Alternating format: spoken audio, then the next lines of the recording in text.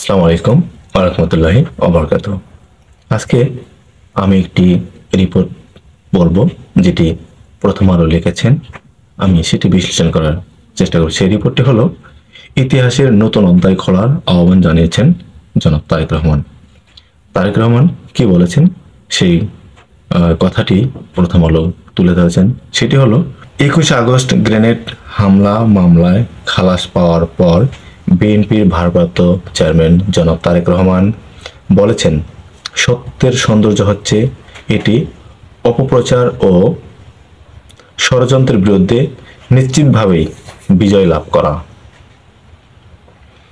আজ রোববার সন্ধ্যায় ফেসবুক দেওয়া এক পোস্টে সবার উদ্দেশ্যে তারেক রহমান বলেন, আসুন রাজনৈতিক প্রতিহিংসার অবসান ঘটিয়ে আমরা ঐক্যবদ্ধ হই এবং রাজনৈতিক পার্থক্য জন্য কারো জীবন বা পরিবার ধ্বংস হবে না।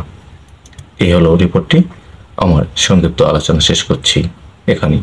আসসালামু আলাইকুম।